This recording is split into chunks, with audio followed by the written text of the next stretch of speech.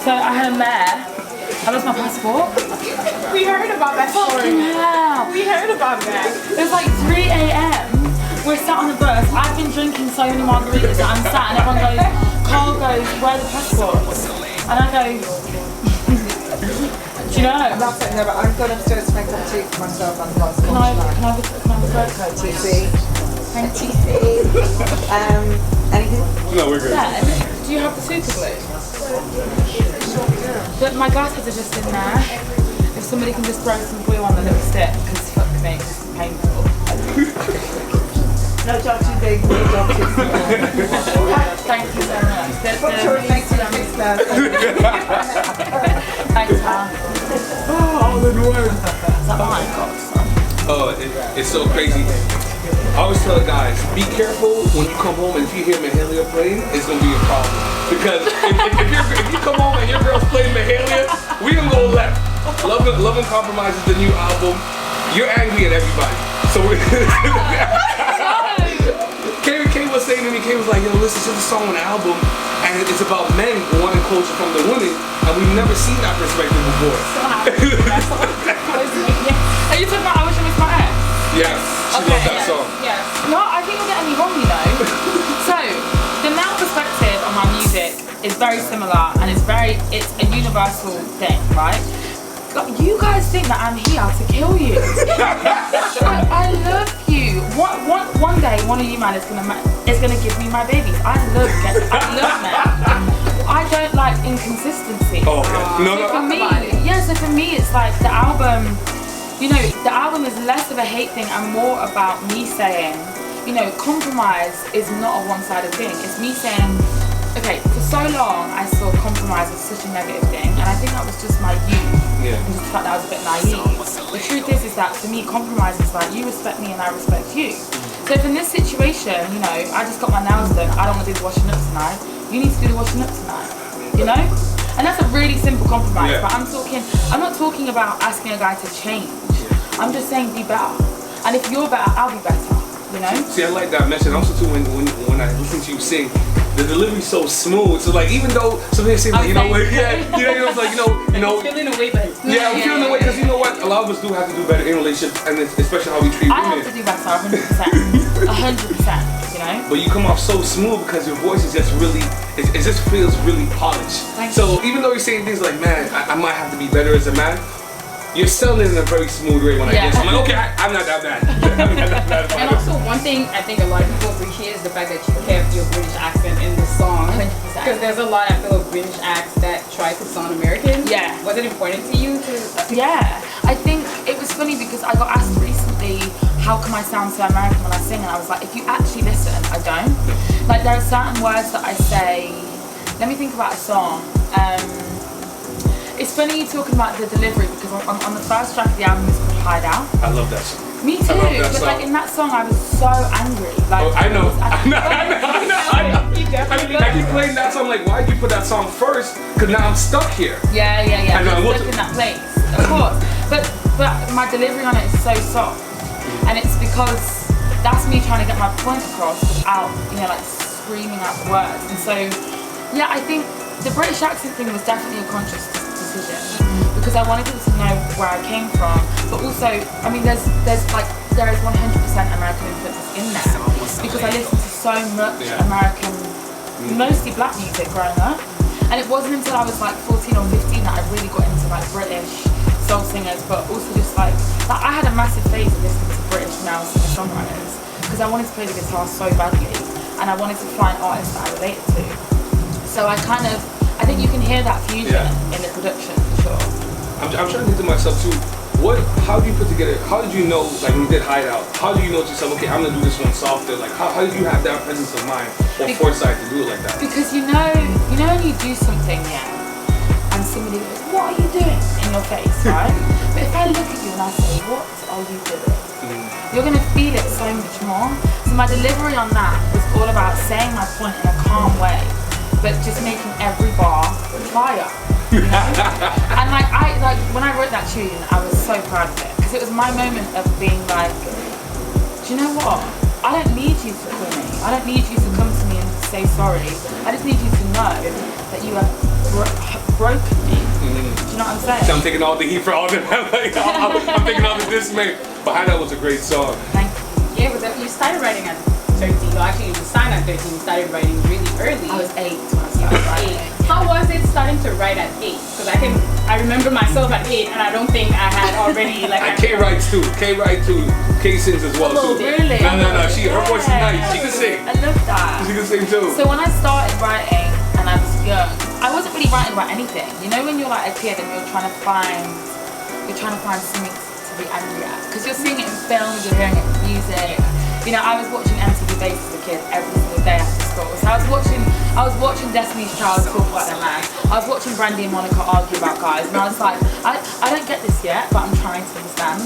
So when I was young, I was just making up stories. Yeah. I'm a Taurus. So I'm super minded. Okay. I'm gonna stop you guys right there. Right? What's up with you women and these astrologers? Because when I met Kate, me and Kate were working with each other. I'm a Cancer. Oh, well, there you go. Why you guys all I've say been trying that? to tell him. I'm Yeah. a Scorpio, so I don't like. believe that, but how come so many of you women all believe in this astrological signs? It's hocus pocus, really. It's a lot of abbreviation. Okay, you know what? For Tauruses, we're gonna put this. For Cancer, we're gonna put that. That's what I think it is. No, I think it's important. What it is about astrology, right, is that I think astrology is the one thing that brings us all together. I feel like, you know, in a world where we're so divided by race and by religion, about all that kind of stuff, astrology is one thing that we have that is a universal thing. You know, I can walk up to any person not knowing who they are, not knowing what their lineage is, not knowing what they believe in, but I can say, what's your sign? And they say, oh, I'm a Taurus. And I go, oh my God, I'm a Taurus. And then we relate. I think humans are always looking for a way to connect, you know, and astrology, particularly for women, for sure. I was just about to say that. That's how you women want to connect. Yeah. But okay, so Kay always puts a lot of importance into like, Cancer man. She said Cancer man says I'm very emotional and I make my feelings a lot. Well, I can tell you are. You started an interview by telling me that I was angry at my album, and I'm but that's the vibe I got off your music. You're the one creating the music. That's what I got. But Kay always says I'm emotional. Listening to it and feeling from it, you know. Yeah, I felt that. I felt kind of hurt. I was like, I might have. No, but I'm being honest. I felt kind of hurt because I'm like, yeah, I might have done that to a few women. Yeah. But I don't want Mahalia to tell me like that. Why you tell me so smooth like that? You have me away like you messed up, but I'm gonna say it in a beautiful way. Actually, see, talking about feelings and emotion and stuff like that. Okay, I'm like, I feel there's a lot of emotion in your music. Is it, we ask artists all the time, like the influences and stuff like that. Is it really everything based on your life, or sometimes it's based on your friend's life or stuff that you hear? It's always my life, Yeah. Always. I think it's really interesting because I'm obviously still very young. Like I turned 21 this year, so for me, I'm a baby. Your friends are like, I'm a bubba. You're not even 25 yet. No. Man, you and Kate, you guys got so much good years ahead. Somebody get really interested with your music but too. So I think I've definitely experienced more than most of my 21-year-old friends have. Yeah. And I think that is because I feel a lot and I feel things really deeply. So I could have had like a 2-week dating period with somebody, but all the emotion that I would get in those 2 weeks would give me enough content for a whole album. That stop 2 weeks. Do you know what I'm saying? See, you women are dangerous. You guys are really good with details. It's always It's a woman thing. It's a woman thing. 2 weeks and she has enough for an album? That's good. Why I not? could definitely do That's that. A good. year, I got enough content for the rest of my life, And it's like, the thing is, like I've been asked in the past, like, are you only ever going to write about love? Like, are you only ever going to write relationships? For me, it's like, well, why not? One, the businesswoman in me is like, it sells. Yeah. And two, it's like, but it's again, it's the one way that we all connect. Yeah. And it's like my whole thing, like the way that I was brought up, my family, it's all about connection, all about communication. So I'm not scared of communicating how I'm feeling about stuff.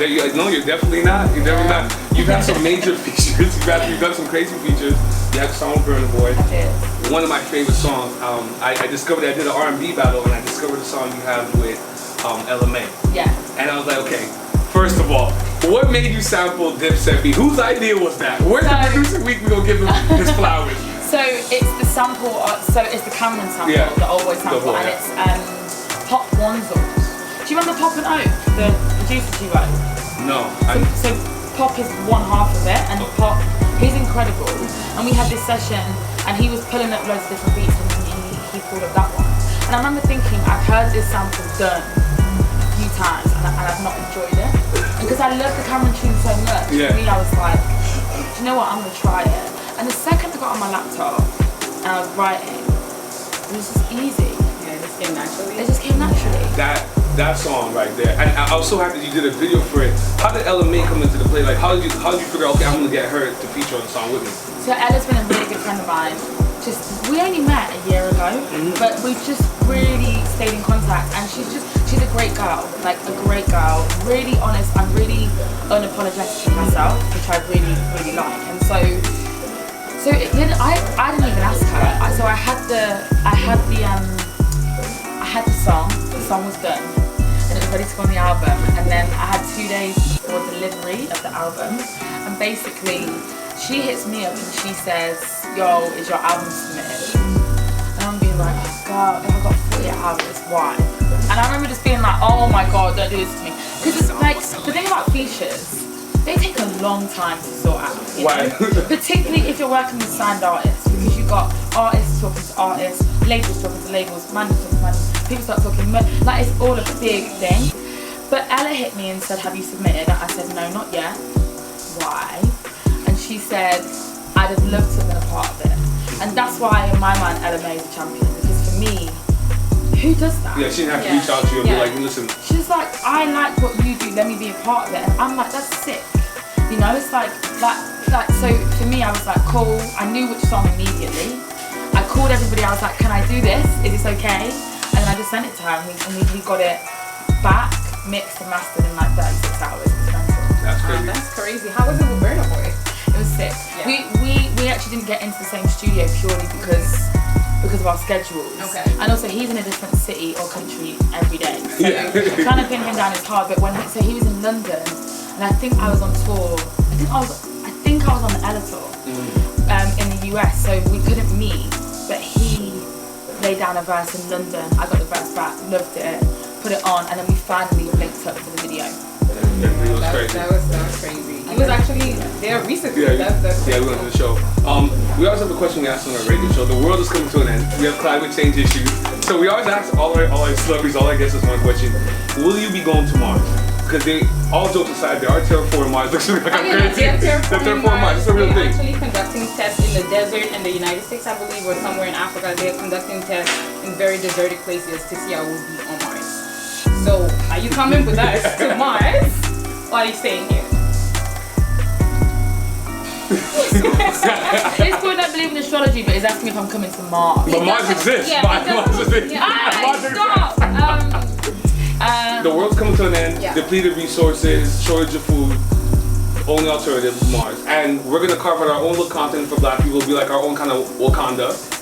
They found ice on Mars. What's the name of our continent again? Marfrica? Yeah, Marfrica. Yes, Marfrica. Yeah. That's what we're gonna call it. So we're gonna carve about a little place for black people. Yeah, he's doing a halfway stop. Marfrica. Yeah. Did you say Marfrica? Yeah, Marfrica. That's cute. It's a good name. So you're coming? Do you know?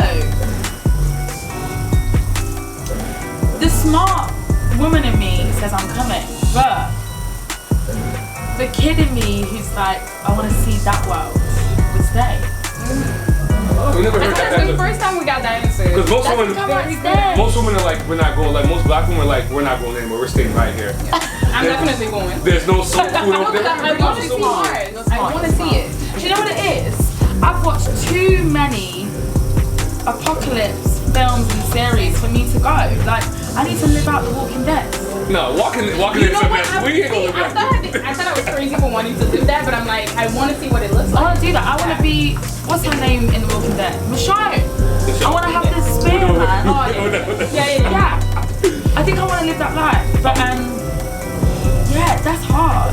No, you coming. No, you coming. King, we're going to bring him with you. We're coming. Yeah. They're going to stuff me in your bag and make it come. This has been great. Yeah, we had you here. Love and Compromise, the album. We're going to perform tonight. Me and Casey enjoy you tonight. Yeah, for sure. Definitely. Thank you so much for doing it. Of course. And I'm glad to see that other people believe in astrology. Listen, man, you need to get me on that. It's only women so far. That's because you're a Cancer, it's fine, don't worry. Your traits are bad, it's fine.